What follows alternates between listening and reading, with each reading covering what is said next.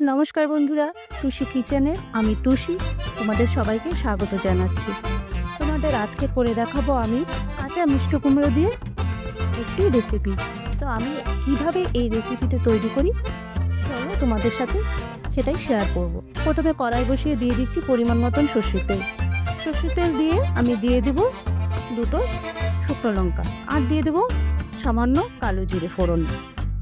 এবার একটি বড় পেঁয়াজ ডুমো ডুমো করে কেটে নিয়েছি, যেহেতু আমার মিষ্টি কুমড়োটা এখানে ডুমো করে কাটা। তো এখানে পেঁয়াজটার থেকে যখন কাঁচা গন্ধটা চলে যাবে দিয়ে দেবো কুমড়োগুলো কেটে রাখা। হাফ চামচের মতন কালো জিরে নিয়ে নিচ্ছি, 3-4 কোয়া রসুন আর দুটো কাঁচা লঙ্কা। কাঁচা লঙ্কার পরিমাণটা তোমরা বাড়িয়ে কমিয়ে নিতে পারো।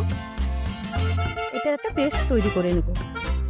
এবার কুমড়োগুলো ভাজার জন্য দিয়ে দিচ্ছি পরিমাণ মতন লবণ, সামান্য হলুদ গুঁড়ো আর দিয়ে দিচ্ছি কাশ্মীরি লঙ্কার গুঁড়ো। কাশ্মীরি লঙ্কার গুঁড়োটা দিলে কালারটা সুন্দর আসে। এবার মশলার গুঁড়ো দিয়ে হালকা জল দিয়ে নেড়ে চেড়ে দিয়ে দেবো চিংড়ি মাছ। চিংড়ি মাছটা দিয়ে আমি ঢেকে দেবো কিছুক্ষণের জন্য।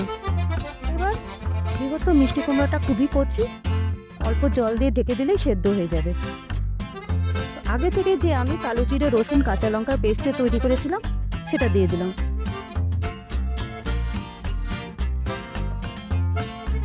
দিয়ে দিলাম অল্প বাটিটা দিয়ে জল দিয়ে মশলাটাকে দিয়ে ভালো করে আমি কষিয়ে নিচ্ছি। কষিয়ে দিয়ে দিলাম আবারও ছোট বাটি দিয়ে 1 বাটি জল। এবার জল দিয়ে গ্যাস বাড়িয়ে ঢেকে দিয়ে আমি 1 মিনিট আবার একটু নেড়ে চেড়ে নিচ্ছি। তো অপেক্ষা করছি আমার জলটা শুকিয়ে যাওয়ার জন্য। এবার দিয়ে দিলাম সামান্য চিনি।